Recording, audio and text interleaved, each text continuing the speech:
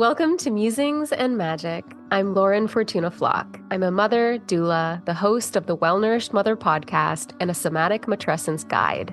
I support mothers through the waves of intensity motherhood brings, so they can fall in love with the mother they are and the mother they're becoming. And I'm Nicole Pasveer, a mom, wife, and host of the Rewild and Free podcast. I help women awaken beyond the conditioning that's been keeping them pretty, perfect, and pleasing so that they can live more consciously, mother intuitively, and grow their business holistically. We've never met in real life, and we live 700 miles apart. But we've been holding space for each other virtually since 2022 when we found each other in super similar seasons of life. Yeah, we were both in our retiring from a super secure nursing job, in the thick of postpartum, and starting a heart-led business era. We found ourselves chatting for hours on Zoom almost weekly, having the deep, why isn't anyone talking about this conversations around all things motherhood and conscious entrepreneurship. So we started recording these unfiltered and unscripted conversations to bring you this co-created series. We're inviting you in with deep trust that you'll receive whatever insight, wisdom, or solidarity you need in this season, because we all know motherhood and entrepreneurship are lonely as fuck. Yeah, we're blending our musings with a touch of magic, the kind of woo-woo, more spiritual, witchy stuff that we're both so curious about, but don't fully relate to. Yet. Our intention is to invite more ritual into our lives, so we're using this series to anchor into the cycle of the moon, meeting on the full and new moons of each month.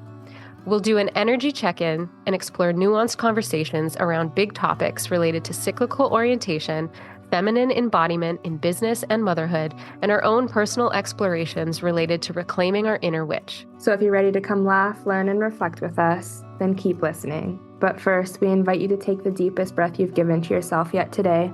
And when you're ready, let's go.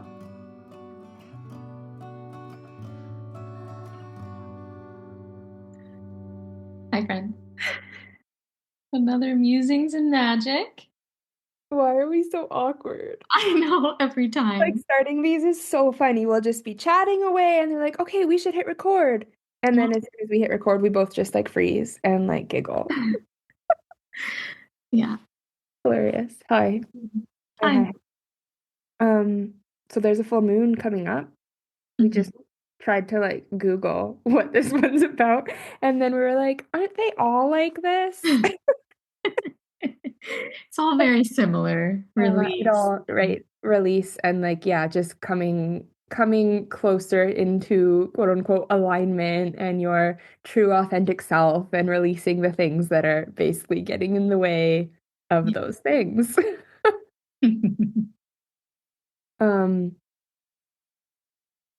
Let's do a little energy check-in. Like, where are we at here? Yeah. It's funny, like energy wise, I've shared with you, I know I sent you some texts over the weekend, and I shared online too, that I've been noticing some wild shifts in my own energy. But it's not just like high energy to low energy. It's like more the friction that I'm noticing mentally that pops up when my body is kind of asking me to do something different. It's almost like I've been able to practice being in tune with my body. That's coming easier, so I am. And then when my body's wisdom is communicating, my mind is like, no, that can't be right. And so it's like that friction, and that's been loud lately. Like questioning. Yeah. I'm also luteal phase. I want to look at, it's funny, I don't even know what day. Dogs are going crazy because we have super scoopers that come once a week. That's the Christmas present that my parents give us every year. It is the best Christmas present ever. So they pay for somebody to come and scoop the poop from your yard. Yeah. Amazing. I don't think we'd ever pay for it ourselves, right? It's one of those things. It's like, no, we can scoop our own shit, even though nobody wants to. The thing is, though, is like, if we were doing it ourselves, we don't do it as often as we should, right? And then it piles up. And of course, like with a toddler stomping around the grass, like obviously it's nice to have picked up consistently. So yeah, it is a beautiful gift. It is such a lovely thing. And I hope they continue to do it because it really is just so lovely. That's amazing. Anyways, yeah, I just looked. So I'm on cycle day 23. we're back to being almost the same. I'm on 22, I think.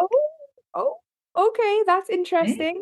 What's also interesting is I was looking at my past cycles and they had gotten short for a couple months, like shorter and shorter and shorter. I'm like, this is weird and kind of annoying. And then I realized I was bleeding on the new moon, like up until December.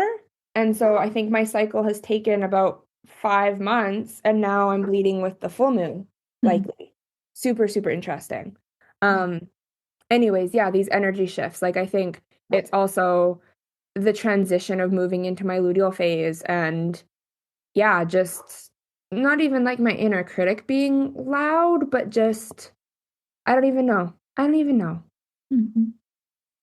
Yeah. That was a whole bunch of words to really say nothing. How about you? Yeah, I'm on day 22.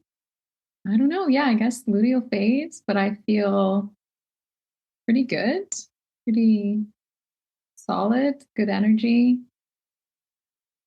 Yeah, we all like really slept in last night. We almost were late dropping my daughter off at our little school program because we all slept till like almost 7:30.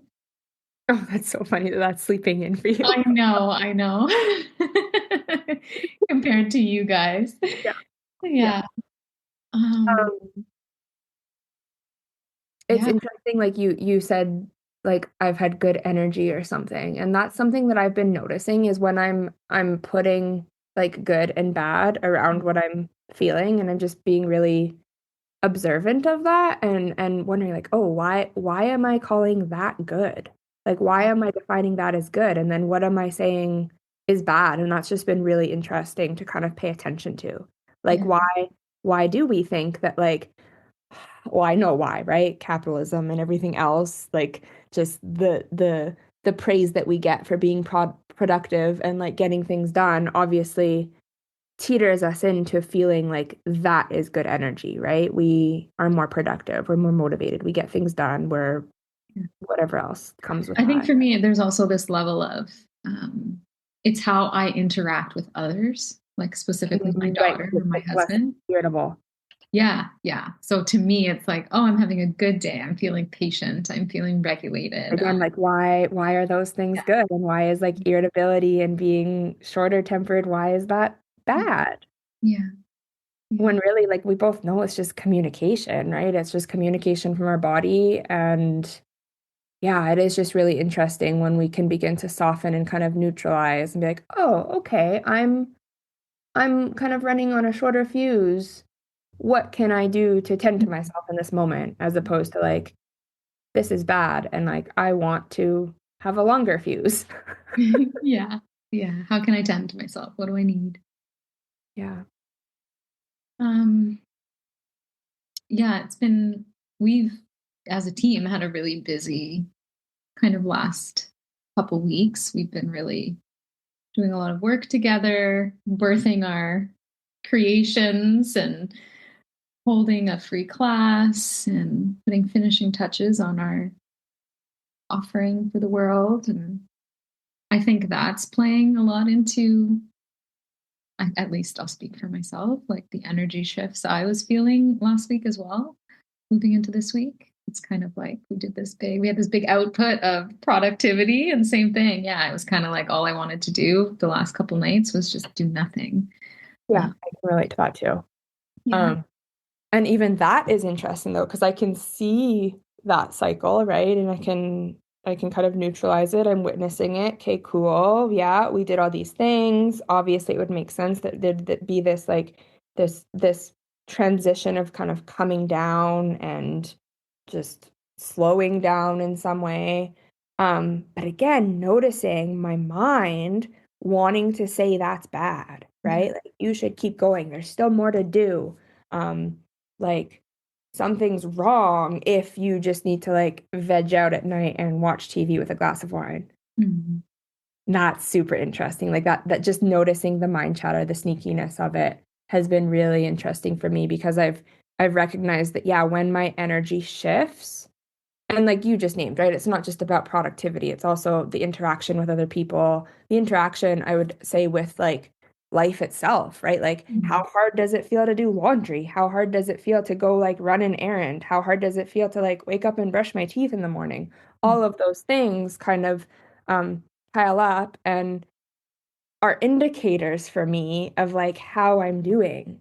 And again, there's not necessarily any good or bad there, but it is really interesting how quick I am to want to assign good and bad labels to those things, right? It's bad if I'm not feeling energized and motivated to like brush my teeth. It's bad if I'm letting laundry pile up. And I wouldn't even say like it's bad because like society once said that being a good housewife and mom means you're on top of laundry. Like that's not it. It's more an indicator of me knowing that like that's something that isn't always super hard for me to tend to. So in moments when it feels extra hard and extra daunting and extra overwhelming, that's just communication. Yeah. It's interesting for me too, because like I feel like even a few months ago, there was much more of that, like, oh, I'm here again on the couch doing nothing. Like, why can't I be a different way? But even, yeah, the last few months, I feel like I've really come to some kind of like deeper acceptance and understanding of my cycles. And I think it might be as well like exploring that neurodivergent piece. Yeah. It's maybe given me some of that too, to just be like, yeah, I know that this is the cycle and I know that spring will come, you know? Well, and I think like deeper than that, yeah, it's the neurodivergent piece of like recognizing that we both our energy, our natural pace includes that like hyperfixation and hyper obsessive period. So we had days where we were literally like on Zoom together for several hours, probably longer than we would have been if we weren't together. And then obviously that compounds. And in the moment, like it felt really good, right? It felt like, yes, like we just want to keep doing this. This doesn't even feel like it's like an external motivation and pressure. This feels very intrinsic. Like there's real desire here. And like, oh, yeah, like this, like even the word obsession has like a negative connotation to it. But I mean, we've talked about this. Like, I think we both get into these kind of spirals where we're almost like obsessing over what's in front of us in a really good, juicy way. And I think we both like that feeling. And then, yeah, to come down from that, from my experience, even though I've kind of softened into, yeah, it could just be neurodivergence. Yeah, it's my cycle. Yeah, I'm accepting. I don't need to change all of it. The transition is still really disorienting. Yeah. Yeah, it's jarring. Yeah. Yeah. Yeah. And I think for me, like I've just been feeling so, I think teetering on overwhelm, just not in like, You're holding a lot right now. yeah. Like You have a lot of moving parts in your life. Yeah. I don't know if you want to speak to some of that right now, not like as Yeah. excuse, but just to like normalize that, yeah, like life isn't just simple and linear. Yeah, there's just so many things happening, and they're all like good things. It's all things that I want to be happening. Like I'm on call for a birth right now. I had another new consult this morning. Like my business is moving forward on its own, like organically. And that's been really great. But it's made me realize that I do have to be very aware of like not taking too much work, because my actual capacity to work hasn't changed yet. Like I'm still mainly a stay-at-home mom, and I still mainly only work on the days my husband is off work. So that's like 2, maybe 3 days a week.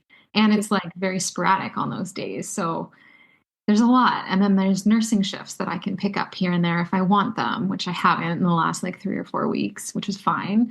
And then I've got like my daughter's birthday this weekend. So planning that, there's so much like mental load right now, that it's teetering on feeling pretty overwhelming. Although today, like somehow it all feels a bit better. I think it's just having the space today. Like my husband's home, he's got my daughter. I'm able to kind of focus on some other things. But yeah, it was feeling like a lot last week for sure. Yeah. I can like relate to that in my own way, right? Obviously, we're not living the same lives, but like we're going on vacation in less than 2 weeks. And so I can already feel obviously the excitement and the anticipation of that, but also like the mental load that comes with preparing for vacation and making sure that like my kids' bathing suits fit? And like, does she have like sandals? And like, we need to get pesos and like all the things, right? And this isn't like a male versus female thing. Like, I'm not complaining about the mental load that I carry here.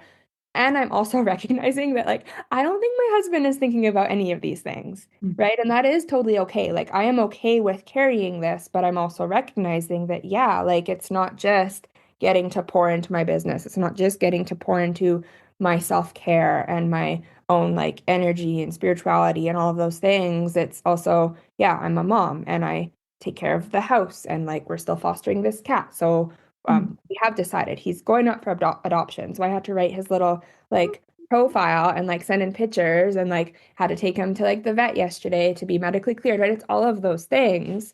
Yeah, I lost my train of thought there. Like, why were we talking about? I'm the wrong person to ask. I think just kind of like normalizing that, like, oh, because I had said that like things aren't just linear, right? And like we can kind of start to like neutralize these energetic shifts and these cycles. And also it's not that simple because there's all the moving pieces that are still existing in life. Yeah. And I know like I don't know if you felt any of this, but I didn't even realize it till after the fact, but we had an election here in Canada, what, like a week or two ago? I think actually just last week. And I didn't think I was feeling charged about it, but after the fact, it was just really interesting to notice my body feeling things that I wasn't able to intellectualize. Mm-hmm. Yeah. And so there's all of those things, right? Like there's so many moving parts and moving pieces. Yeah. Yeah, it's a lot all at once. And then, like you said, matching it to your current capacity. And I think that's one of the biggest things that you and I kind of like teach and preach and live by is like all of this cyclical awareness and like nervous system stuff and like just like looking at life through that lens. It's all hunky dory, but like you also have to like look at your current capacity and like be really, really realistic with it.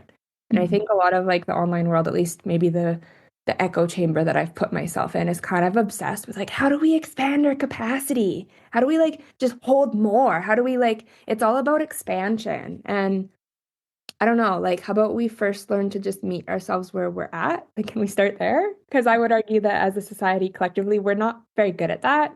For many of us, we've spent our whole lives like teetering on the edge of what our capacity is. So let's just like learn what our limits are.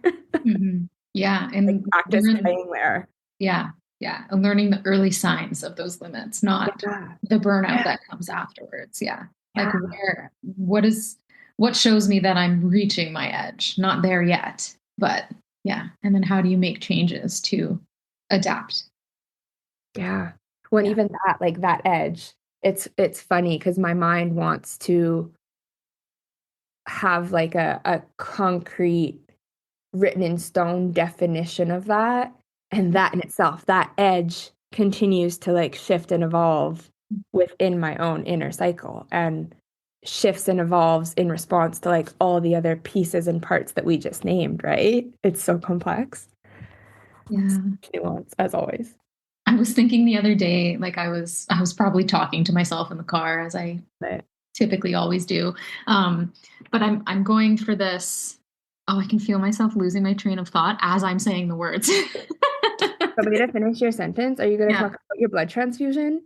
Infusion, yeah, my iron infusion, yeah, your iron transfusion. But I forget the point now. No, go back. Oh no.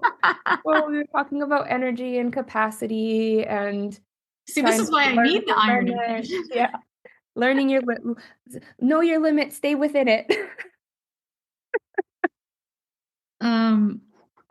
Oh my God, it's like right there. Just wait. I'm just gonna take us somewhere else for a second because now, I just laughed at my own corny joke of like, know your limits, stay with. You did, yeah. Sorry, I left you hanging there. And I've been having this like craving, and again, there's almost like this negative connotation. I almost feel bad for naming this, but I've been craving red wine lately.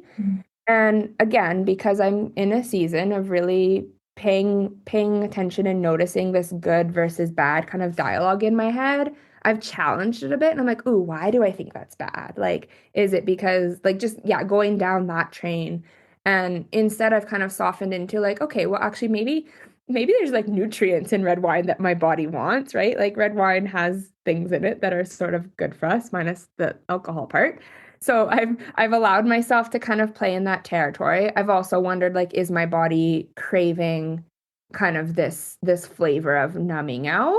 And again, I'm kind of allowing myself to ride that potential without judgment. And I mean, I'm only having like one glass, but it's just really, really interesting. Again, just the good versus bad dialogue. That's why I'm bringing this in. Mm-hmm. I'm not the type of person that just drinks wine at home alone. I drink socially, and I probably don't know my limit, and I don't stay within it when I'm like out with friends. I usually actually regret my decisions around drinking, so I'm kind of I'm careful and I know I'm sensitive to it, so I'm quite careful. So I think there's maybe even some fear of like, ooh, how am I gonna feel if I have like one glass of wine like 3 nights in a row? Yeah. Um, anyways, and so Yeah. I've had a glass of wine 2 nights in a row and I feel totally fine. Um, it's just been a fun little experiment for myself. Yeah, and I mean that's a really interesting conversation. Like for me, I've never had a great relationship with alcohol, and I have certainly used wine as a way to regulate myself in the evenings. And for me, like my husband doesn't drink alcohol at all, so it is me drinking alone. And yeah, I think since October, since I did that like hormone group coaching kind of program, I've tracked it on my phone, and tracking it has been so illuminating. Like I feel like I've healed that part of me that wants to lean on wine as a regulation tool. So it's been really cool to, especially in the last couple months, just notice that like that urge isn't there anymore at all. And when I am feeling that like discomfort, I mean, yeah, I'm probably just filling it with Netflix, but it's just neat to see that I don't need to use that tool. Yeah. I think we had this conversation probably back in the fall when you were experimenting with this, and I had named that like my alternative is like social media. Like I've recognized that social media is like what I go to kind of like numb out and disassociate. And I think also probably since the fall, I've been using like app blockers on my phone, and I've kind of given myself some strict-ish boundaries with social media that at first felt kind of restrictive, and I don't like putting restrictions on myself, but since I've like they just feel so clean and good, and like I don't find myself craving or reaching for social media in those pockets of time anymore. Um, it's just all really, really interesting. And the other thing that's coming up for me in this conversation, um, and this is inspired by Kiddist's recent 4 class series, I don't even, Beyond Dogma or something. I know we both signed up. I know you haven't watched the replay yet. No. I've watched the first class, and in it they were talking about how everything can be poison and everything can be medicine. Yes. And that has really stuck with me. And again, this good versus bad narrative and dialogue that I keep witnessing internally is really loving chewing on this idea of like everything gets to be poison and everything gets to be medicine. Yeah, And it's so how you really, interact with it. Yeah. More of yeah. a spectrum. Yeah. Than black and white. Mm. Yeah. Yeah, I love that. Um, I think what I was trying to share about earlier, full circle, I got it back. Because we were talking about, yeah, like matching your capacity and like getting kind of comfortable with the fluctuations and with the cycles. And yeah, like I think I'm at this point, especially with my, like I have Hashimoto's and I've been tinkering with medication and feeling lots of fluctuations with that as well, like on a physiological level. I think I'm just at this point where I'm almost feeling like sick of the cycles. I'm just annoyed and like sick of the fluctuations and like wishing that I could feel more stable when it comes to my energy. But I know that like even when things are dialed in, you know, it's always going to be fluctuating. But just really noticing this like feeling of frustration, like oh, like why can't it just be? Why do I have to continually have to adapt to all of this? That's interesting. And even like the word stable, right? Yeah, Like yeah. what does that mean? And obviously stability has a positive connotation with it, right? We want stability. There's a sense of safety with stability. Um, and so like that's not even like a false sense of safety, like that's real. We understand from like a visceral somatic perspective, like the body thrives with quote unquote stability, but also, yeah, what the fuck is stability? And like what, yeah, it's just a really interesting thing to kind of like step back and be like, wait, like, are these fluctuations bad, good? Like, Yeah. what's, yeah, whose definition, like, just where is all that coming from? Mhm. And again, the neurodivergence piece, right? When we're talking about kind of those sprints that you and I both experience, where maybe all of our lives we've kind of been told that that's not good, that's not stable. Yeah. Um, Yeah. and also realizing that, but wait a minute, maybe that's like our magic, and maybe that's where some of our deepest, most potent wisdom lies, right? That's what I've been recognizing and really leaning into is like trusting my pace, Yes. trusting my pace. That's a big one. Yeah. I mean, that just ties in with like redefining what success looks like and means for you. And Every conversation, right? Musings I, Magic is about like redefining success and redefining consistency. It's our life's work, okay? truly it is though, because it's so hard because it is against the grain. It is a little bit rebellious. It's not mainstream to do this and think about these things. And like trusting your pace in a world that says like fast and hard and now and yesterday and like it's hard to do that, to trust your pace and to not compare to other people and what they're doing and how they're doing it. And yeah. It's actually really interesting, like looking back at our week last week and how, so we had our free class, which ended up being basically 2 hours and 40 minutes. And then after that, we were like, okay, well, nobody's going to watch the recording of that. And that was obviously a big assumption on our part because we both recognized we wouldn't watch the recording.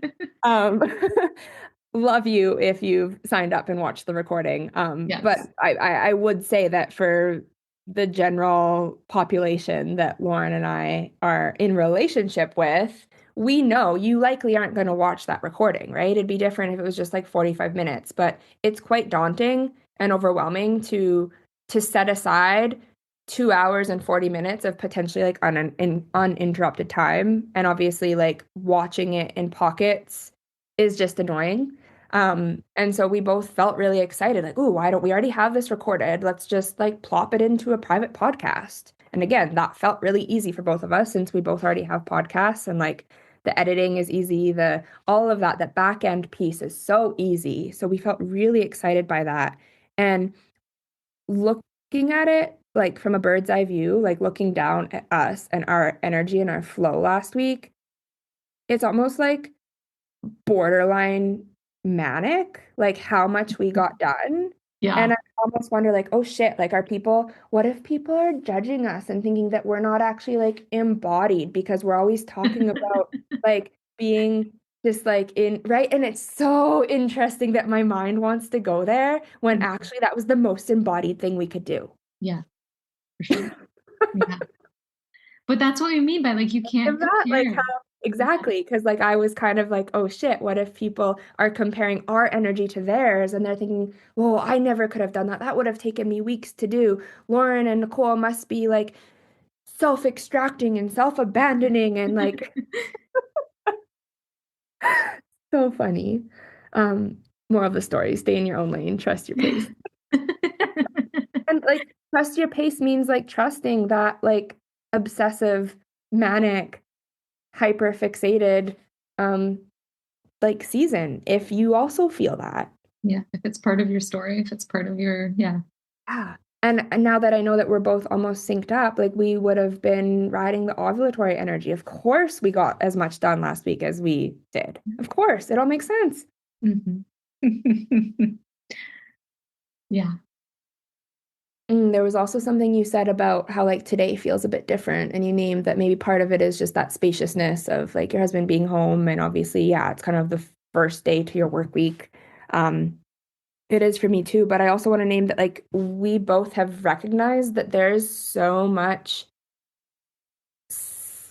safety and spaciousness and like softness in getting to like co-create and co-regulate together. Like I have really recognized that like even in the moments where either one of us might feel kind of like disconnected or distracted in some way, we just so beautifully get to like lean on each other and kind of come back to what is actually alive and kind of like ready to be birthed in the moment. And that is such a gift. Like I just want to like name like how beautiful this collaboration has been. Yes. Oh I my want gosh. everyone to experience. I want everyone to have a Lauren in their lives. Aw, I want everyone to have Nicole in their lives.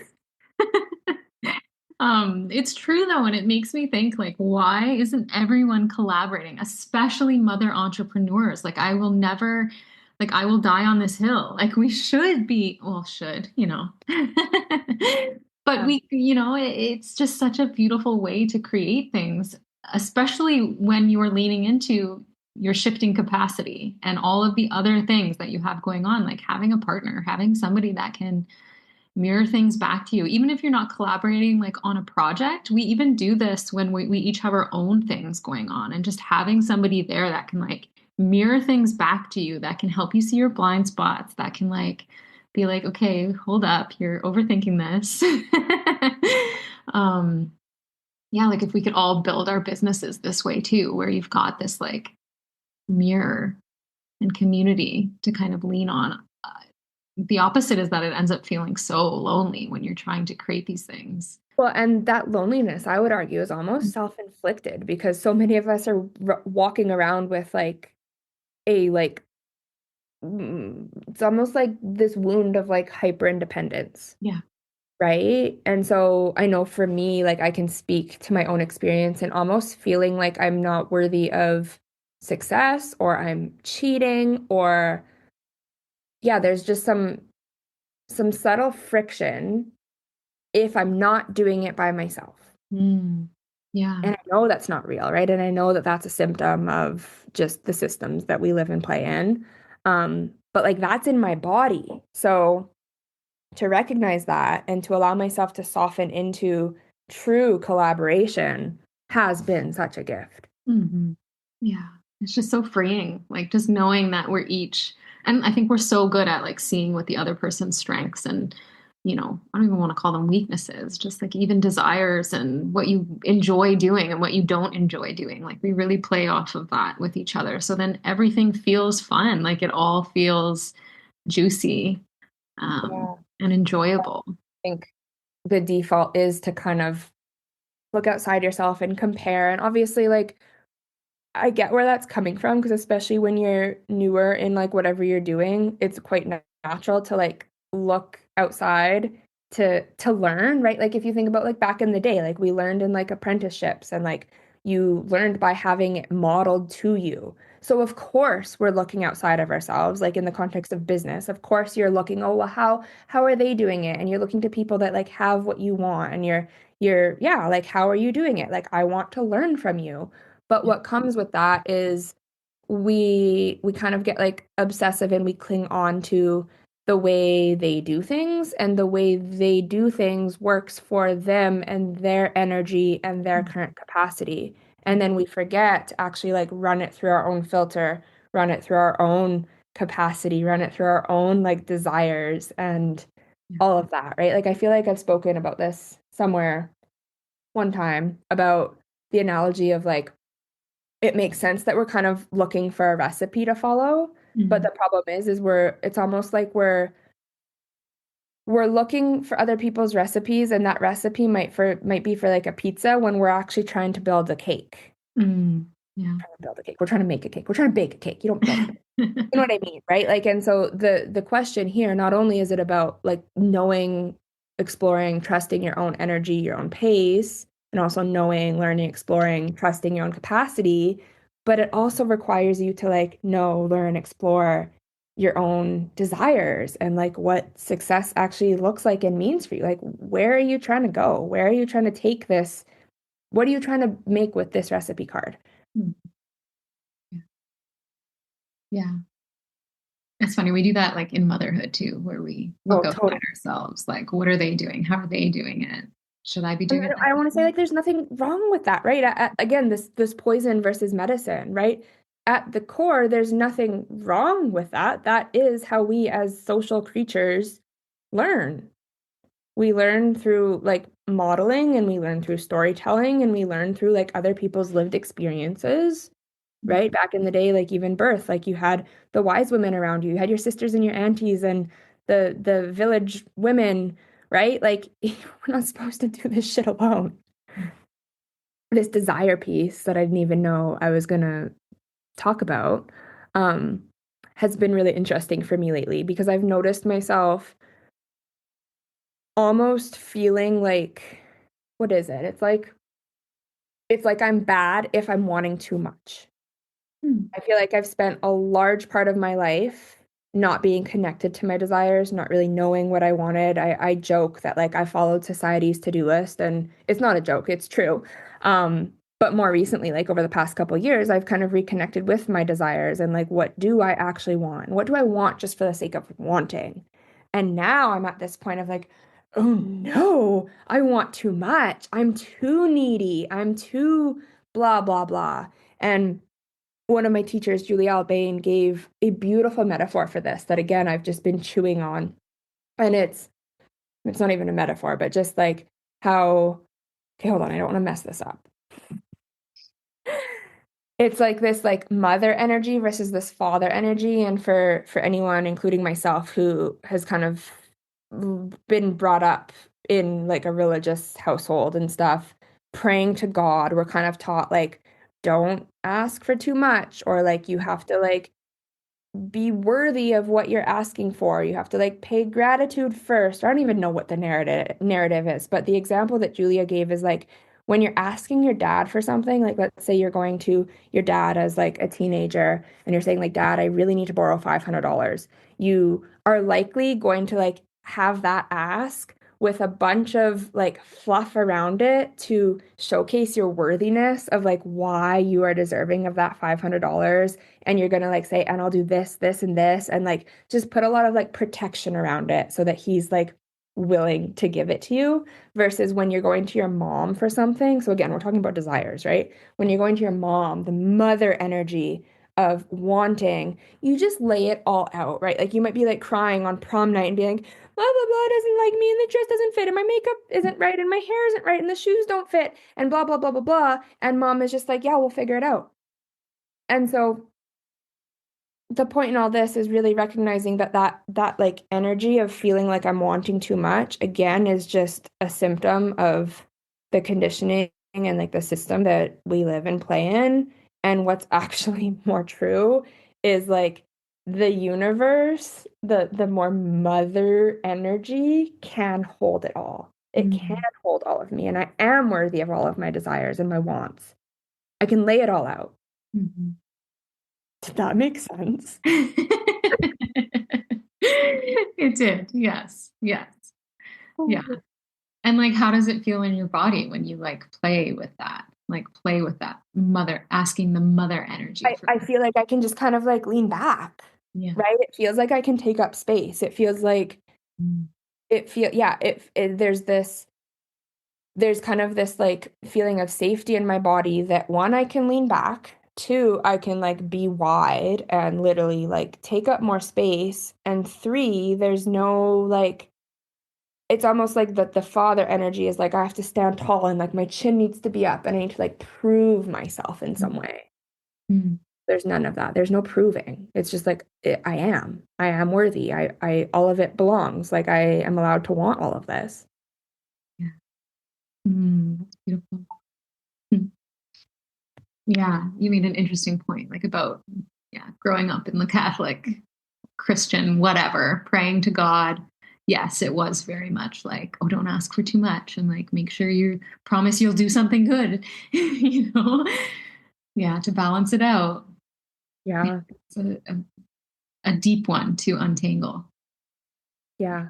I think it shows up in sneaky ways in our businesses where, again, speaking from my own experience, there's been this flavor of like, if I win, you lose. And again, that's not true, right? That might be true in the energy of like competition, but you and I are talking about like collaboration and just what it's like to be in relationship in whatever capacity, right? And like again, what's more truthful is that like if I win, you win. Yeah. It's not like if I win, I'm not taking away something from you. What does that have to do with anything?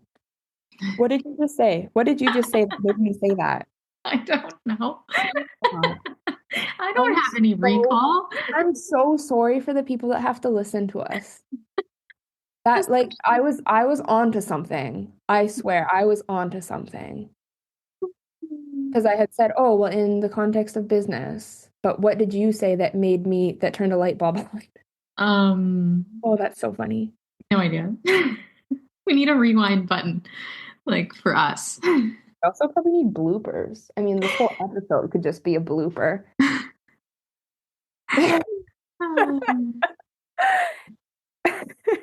You've made it this far. Thanks.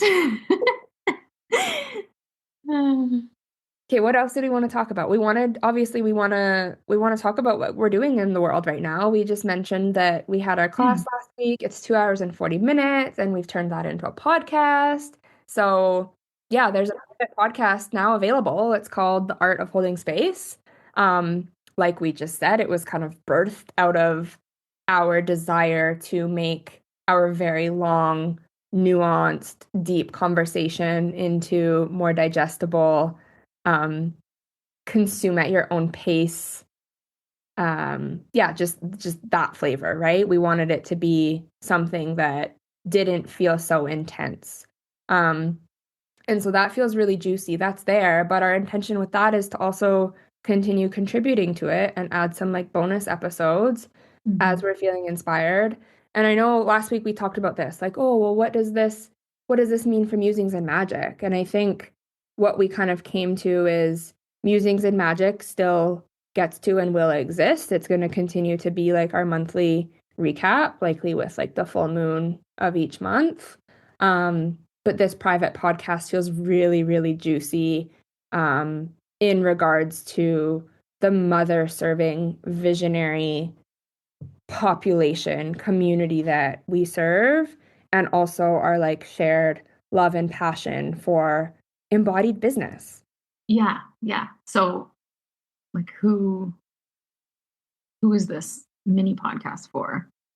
Like it's for, yeah, if you're serving mothers in one way or another, or you're interested in kind of doing business in a different way, that's going to be the spot to listen. And we're going to dive into some really interesting topics and themes. And you have like 12 episodes ready to listen right now. Like Nicole said, juicy episodes. Juicy episodes. Yes. Episodes, but they're also only 5 to 20 minutes long. Yes. Yeah. Super easy to digest. And then, like we said, we're going to add some bonus episodes too. So we'll make sure there's links for that there. But yeah, let's talk about this like embodied business. Like what does that mean? That language has kind of been floating around for us for a while now, and I think we finally just like landed on it, like, ooh, let's actually like start using this word. I was joking we should like get it trademarked, because really it encompasses so many of the things we talk about, right? So like for me, like embodied business is looking at our business or being in relationship with our business through the lens of all of the things you and I like live and breathe, right? Awareness, somatics, nervous system, the things we just talked about, right? Meeting your current capacity, obviously staying in the limits of your current capacity if that's your season. And also there's going to be seasons of expansion and growth, right? So just having that discernment to know which season you're in. And then also like the piece around desire and what do you want, and like whose rules are you following in your business? Like whose definition of success are you moving towards, and just all of that. Yeah. It's like finding your own way. Like, yes, there's a place for like strategy. And I think that word strategy is what got us thinking about an alternative like term, right? Like business strategy. Everybody, it feels kind of icky for me because the mainstream business strategy is so extractive. It's so like the point is to make more money. And well, yeah, of course we all need and want to make money, but we want to do it in a way that's more aligned with our values. That's built on integrity. That's built on being our authentic selves. So it's like, we still want to share about strategy, but we want that strategy to come from within, to be embodied, to be something that you can really get behind, and like something that really matches, like you said, like your capacity, your own nervous system state, your all of that. Yeah. In your own words, Lauren, like, what the fuck does embodied mean? Oh God. I think it means like when your internal matches the external. Like I think when the things you are saying match how you're feeling, match how you're showing up. What does integrity mean then? Yeah, that's very similar to. That's more almost like behavior based. Yeah. I'd say that's more like, how does your behavior match what you're saying you're going to do? Do you actually do that behind a closed door when nobody's watching? Yeah. I think that's integrity. And yeah, embodied is like, I think integrity also kind of tangles into like values and morals and ethics. Yeah. It's born from that. Yeah. Yeah. Because it'll never be the same, as somebody else. Yeah. Yeah. Yeah. But yeah, embodied. What's your definition of embodied? I knew you were, obviously it's only fair if I asked you. Yeah, that's right. Like, again, like being in relationship with your body. And I think there's so much noise out there. I won't even say noise. There's so many people talking about mindset, and there's so many people talking about somatics. And embodiment is not just looking through the lens of like somatics and your body. Like in my mind, like embodiment is all of it. It's truly that like mind, body, soul connection. And yeah, like you said, it's that resonance of what's inside is also kind of being expressed on the outside. Yeah. There's an expression to it. Yeah. Yeah. It's like being present and conscious to your experience. To it. Yeah. Yeah. Well, and I think in order to be embodied, right? In order to be embodied, you have to start learning the language of all of the things we've kind of touched on, right? Like learning the language of your nervous system and beginning to recognize like what are the markers and the communication happening internally for me to see and be able to translate where I'm at. When am I feeling dysregulated? When am I feeling safe? Like, what does that actually feel like in my body? What does safety and stability feel like? What is my definition of those things? Yeah. Yeah. I think if you were to ask me that again, I think what I would really say is being embodied is being present, because you can't be embodied if you're not present with your experience. Like somebody who's disembodied is literally, they're vacant. Like you're thinking about 6 other things and you can feel the difference. They're not there with you. They're somewhere else. Being embodied is being present. You're present to the world around you. You're present to this moment. You're present to what's happening in your body. You're present to the moment your brain wants to go away, and you're able to kind of, Yeah, I love that. Because again, it's not necessarily about, and I've said this in places where like embodiment isn't a destination. It's a verb, right? It's something that you are constant. It's like a way of living and breathing. And yeah, so to kind of simplify it and describe it as presence. Yeah. Being present. Yeah. Being present and alive to what's happening both like internally and externally in this moment. Yeah. So like embodied business. Right. That's so good. Yeah. Let's bring it back here. Embodied business. Yeah. Being present to what you're doing. Why are you doing it? Why are you just following somebody else's plan? Are you being discerning? Are you creating something that you want to create? It's like all those big questions. Yeah. And Alive. What's alive right here, right now? Not tomorrow, not in 5 years, not yesterday. yeah. And like it feels rebellious to me. And I love that word lately. I don't know. It feels rebellious to like want to build a business that's a little bit different than everybody else. It feels rebellious to like, Refreshing. I think that's why it's refreshing because we are, again, I mean, maybe we're in little echo chambers, but I think like the online community, there's a lot of like cookie cutter, copy and paste. And I know we've been in communities where we're literally being sold yeah, cookie cutter templates. frameworks, right? Here, take this thing, and then you can go teach this thing with your own logo and your own brand colors. But like that's not embodied. Yeah.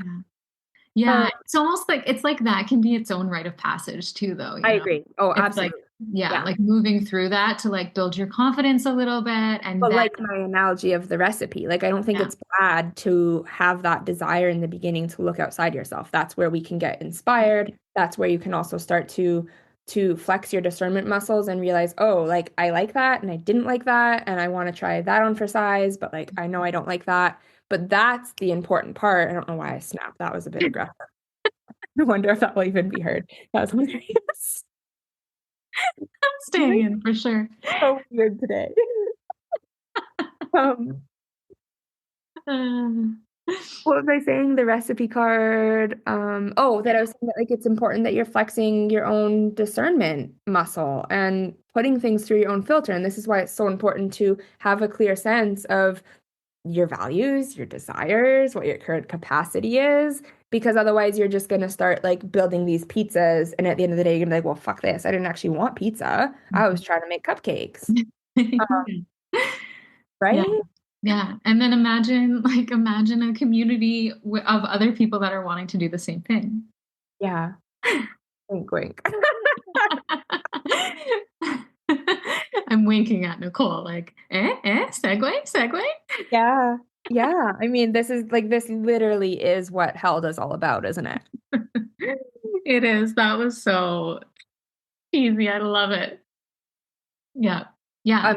Hold on, before we actually talk about Held in a semi-professional way, coming back to embodied business, another choice of words we've been playing with, kind of like moving away from business, just because again, it just feels very, I don't know, blah. We've kind of been, or at least I've been sometimes playing with body of work.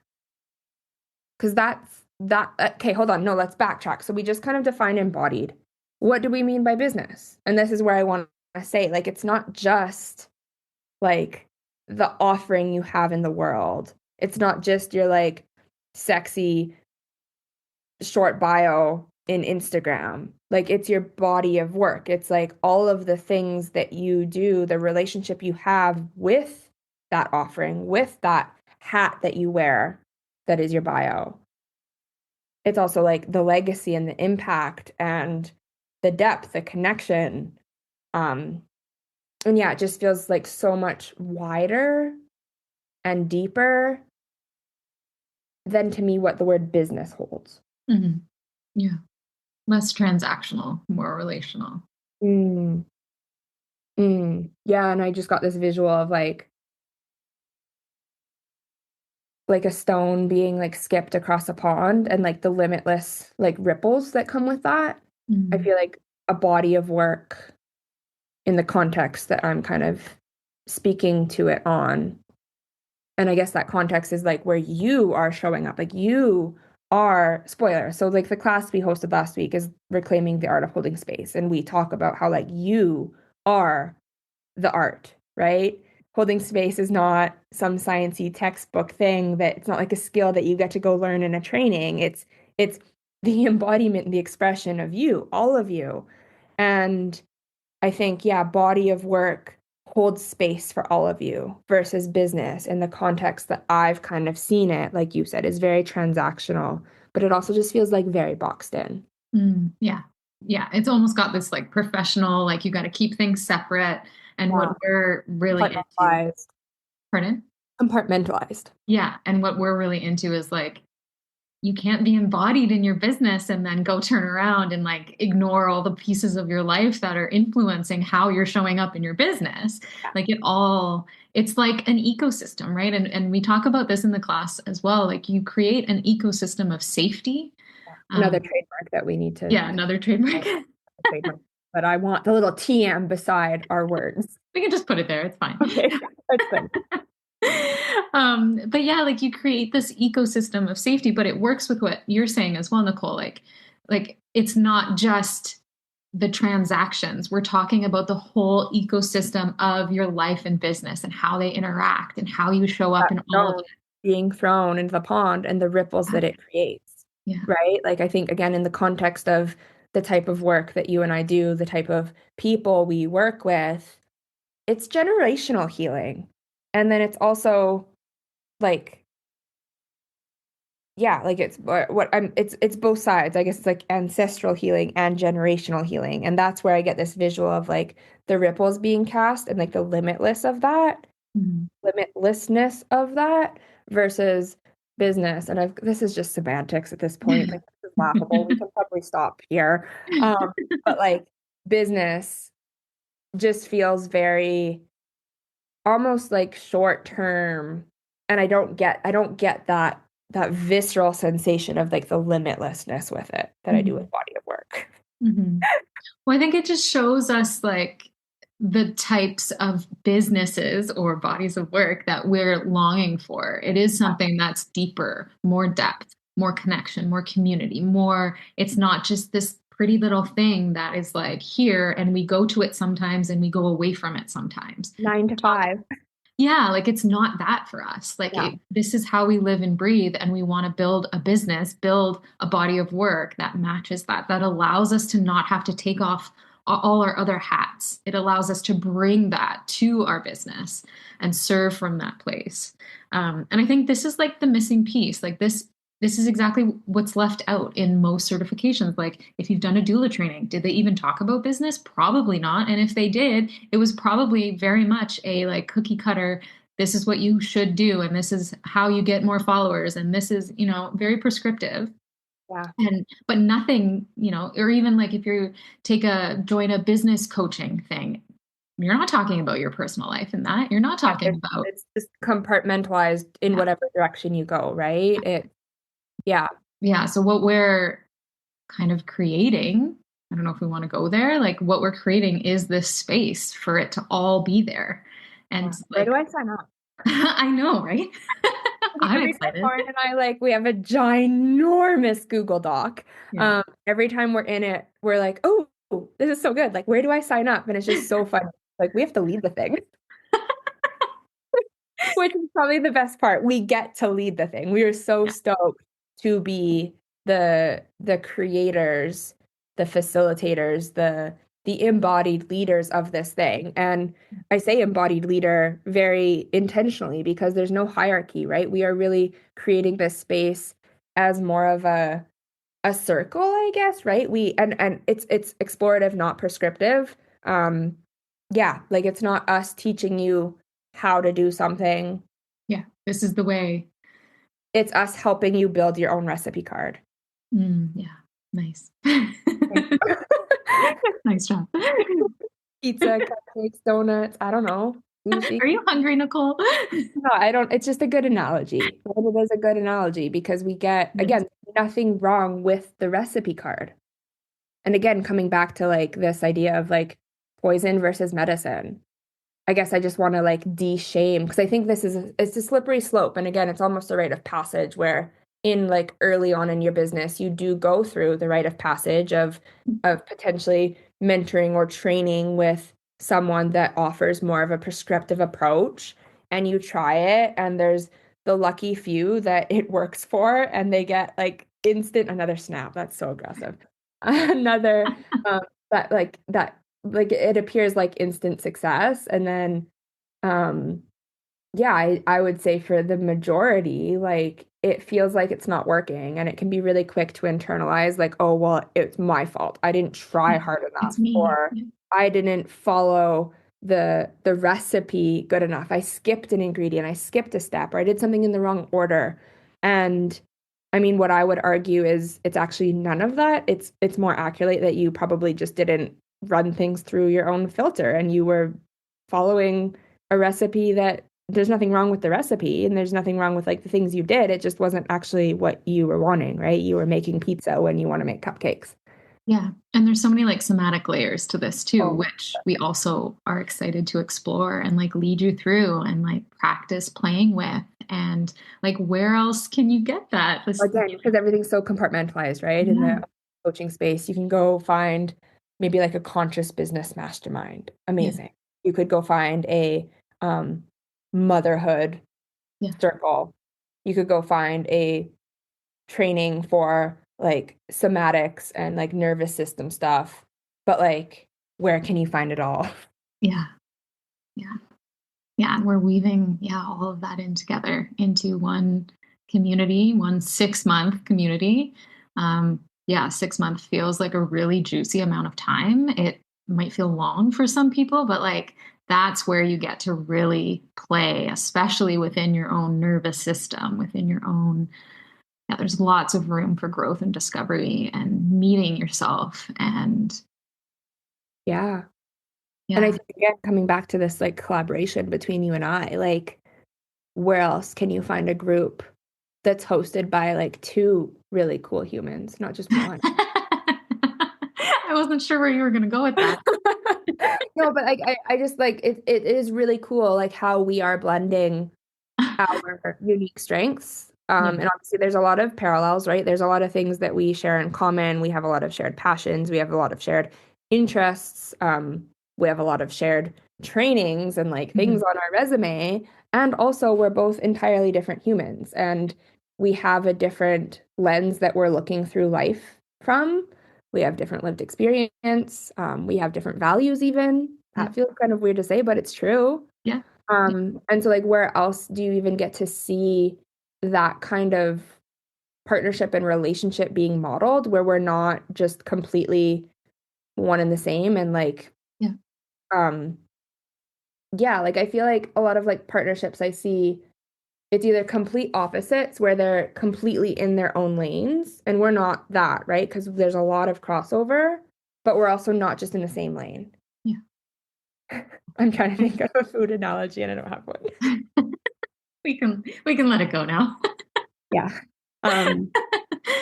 No, but it's true. Yeah. Like we bring completely different, even facilitation styles, like not completely different, but they're different. And like there are many things that we do not agree on. And that's okay. Even though our I think that's the cool part. That's what I was trying to say. Whereas we are in a society where that is not being modeled.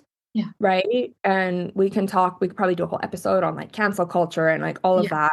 Like one of the things that we talk about in the private podcast is the importance of like rupture and repair and also the importance of like knowing your values and also like knowing and naming your privileges and your biases. And again, like I feel like you and I are embodying those things, right? We are expressing them, we are modeling them, and we're not doing so in a way like, oh, look at us, this is right and what you're doing is wrong. But as a just, like, here's an example. Here's like, don't copy us, but like it's just kind of widening the permission field, I guess. Yeah, and like that's the point of Held, really, is to like help you figure out what that looks like for you. It's not for us to like change your mind and make you think one way or the other and like get on board with this. We want to disagree. Yeah, we want to disagree. Yeah.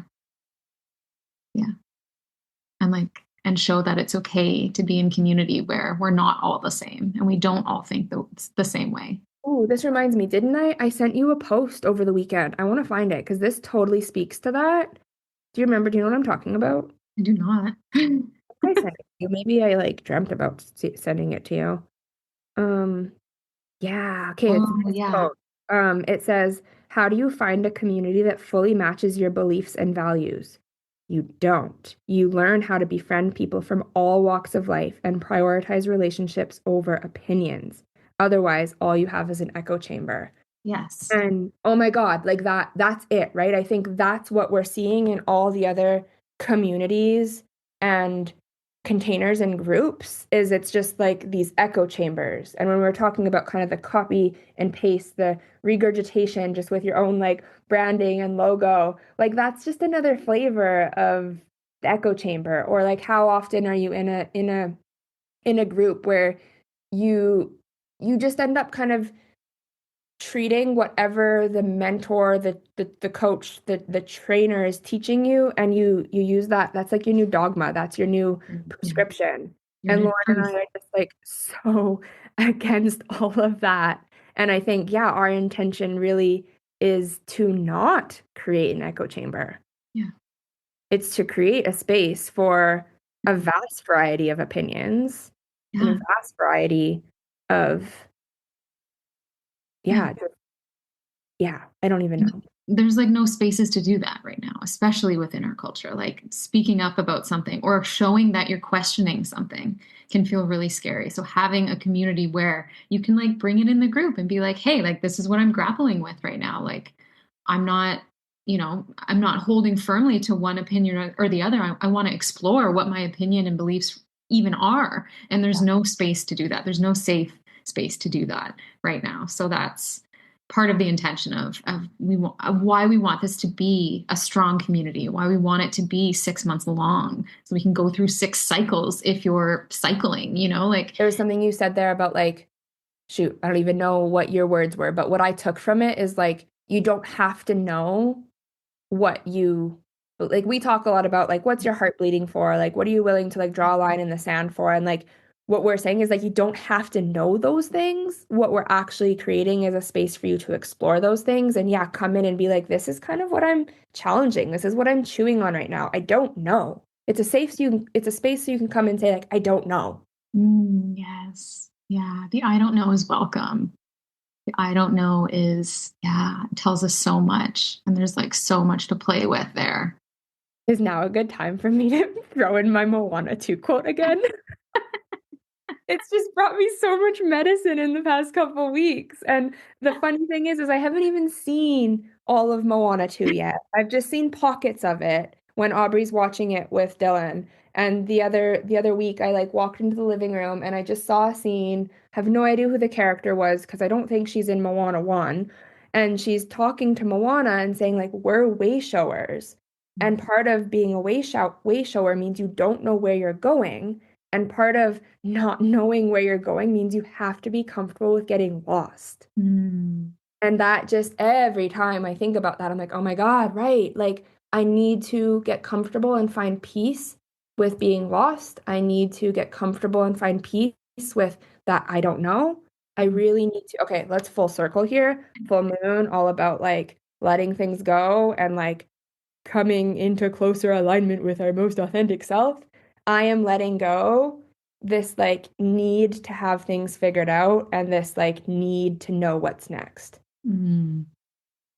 I want to like just bask and dwell and like literally just be like the fat cat that's sitting. Oh, he's not on my chair right now. Damn it, cat. This would have been a perfect. The fat cat that's usually sitting on my chair right now, just taking up so much space. I want to be the fat cat just like basking in the sun in the like land of I don't know. And like I don't know where I'm going. I don't know what I believe. I don't know who I am. Yeah. Yeah. And what we're saying really is that this is held as like a beautiful space to do that and to be that and to, Yeah. yeah. Bring your fat cat energy. Yes. I don't think we could make this episode any more weird. I know it's a little unhinged, but I'm loving it. Yeah. Should we share a little bit more about like what's inside held? Like what's Maybe, but they can also like read the sales page. This is where it's always like, I don't want to be too salesy. And obviously, like, we're not salesy because we're just talking about it. But also, like, okay, hold on, I'm gonna go on a riff here. I feel like so many of the mainstream business programs are always teaching you like this is how you pitch your offer and like don't just like start with all the details. You have to really like sell the transformation and on an emotional level and then you can tell them the details. They don't care about how many Zoom calls and blah blah blah blah blah. And like I like somewhat agree with that and also like you do care about the Zoom calls and like when they are because obviously this experience this offering wouldn't even be an option for you if you can't make it to the calls, right? So those details are important. And also, I trust that the people listening have like autonomy and sovereignty and like can click on the sales page if they want to find those things. For sure. Yeah. Like, I don't think we need to spoon feed them those details, but we can, right? If you're listening and like you're going for a walk or you're driving and you can't click on the sales page, yeah, let's tell them.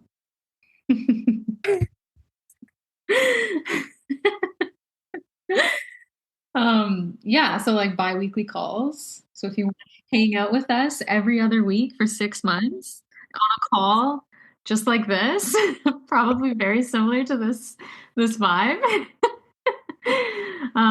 Yeah. Tuesdays at 10 a.m. Pacific, Yeah. 1 p.m. Eastern. Yep. Plus a Slack community for in between, and like not just not just like a Slack community where you're just in it and nothing actually happens. There's crickets. Like, we are going to facilitate a Slack community. So we're going to put like also not a Slack community where like we're just waiting for you to tell us when you need something. We're going to be in it. We're going to be trusting our own impulses and what's alive and dropping in things like our own musings and like creating pockets of reflection and prompts to deepen and explore. Yeah. And then obviously those calls are going to be recorded and very intentionally spaced 2 weeks apart so that if you can't come live, you have that 2-week window to quote unquote catch up, even though there's no such thing as being behind either. But to, watch the recording, listen to the recording, and then obviously use the Slack for integration if you miss that opportunity for like real-time integration in the call. Yeah. And like this whole thing is all about embodiment. So like some of these calls are going to be, in breakout rooms doing little practices with each other. I feel like everyone listening just had a heart attack because nobody likes a breakout room. We promise by the end you're going to love them and wish for them because they are going to be so juicy. And yeah, like this is the real practice that like is missing from other other containers, really. And we didn't use this word often enough in this conversation, but like this idea of like relational business versus transactional business. I feel like a lot of what's being taught is all around transactional business. And like obviously Lauren and I embodied business, all of that like evolves around relational business, relationships. And in order to kind of hone in on just your craft, your body of work, your magic, your medicine, your skills, your ability to hold space, your ability to hold rupture and repair and disagreement and to meet the person, be present, embodied, to meet them where they're at. That does require practice, and it requires a safe place to potentially mess up. It requires a safe place for feedback. It requires a safe place for you to ask questions and sit in the I don't know. And so that's what these breakout rooms are for. Mm-hmm. Yeah. Sign me up. So yeah, bi-weekly calls, Slack group, 6 months. Early bird enrollment is happening right now until May 16th. And so you can save your spot for only $300. And then we have payment plans available, or you can pay in full. Early bird price is $1,800 in total, and then not early bird. What's that called? Regular? Like regular bird. Regular bird. $2,800. So yeah, there's options. And yeah, it's application only because spots are capped at 13. We really want to keep this space intimate. Obviously, like Lauren and I are in it. Like all of us is in it. And we have recognized like what we feel our capacity is and who we can serve in being able to serve at like the level and the depth and presence that we want to. 13 feels that lucky number. What else? What else do people know?